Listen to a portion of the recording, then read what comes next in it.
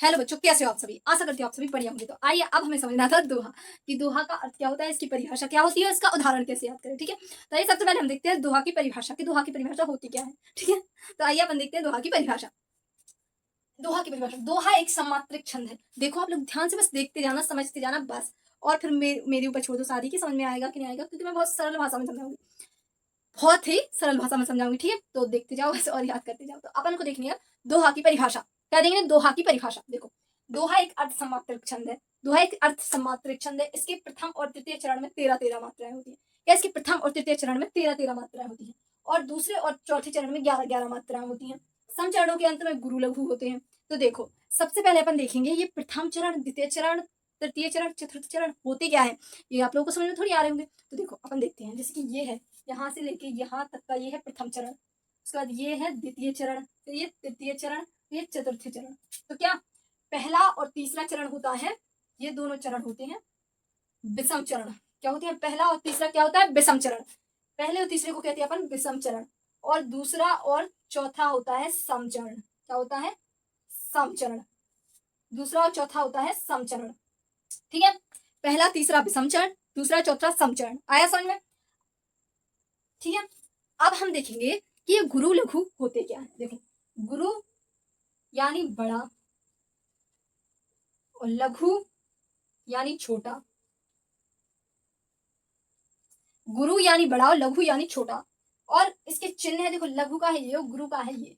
देखो, गुरु का है ये और लघु का है ये। ठीक है, अब आप लोगों को ये समझ में आ गया कि प्रथम चरण, द्वितीय चरण और समचरण और विषम चरण, लघु, गुरु। अब अपन देखते हैं उन दोहे की अच्छे से परिभाषा कि इसकी परिभाषा कैसे समझे। ठीक है, तो देखो, यह एक अर्थ समात्रिक छंद है।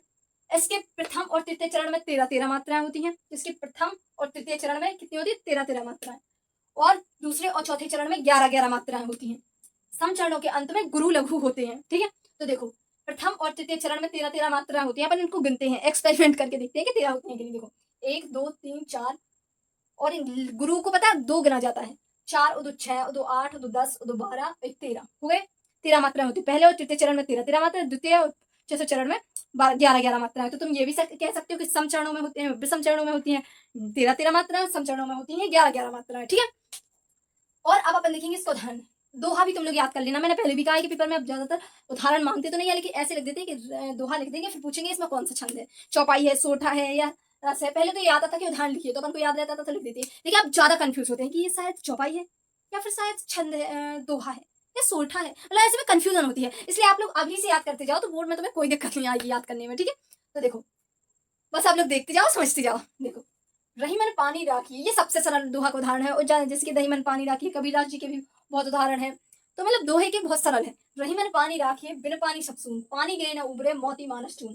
ठीक है, अब अपन ने प्रथम चरण में तो देख ली कि 13 मात्रा है। अब अपन द्वितीय चरण में देखेंगे कि कितनी मात्रा है। देखो, इसमें 1 2 2 4 6 8 10 11, तो हो गया कि पहले और तीसरे चरण में यानी विषम चरणों में 13-13 मात्राएं, पहले और दूसरे और चौथे चरण में 11-11 मात्राएं। ठीक है, आगे समझ में, मतलब कि सेम सेम होते हैं।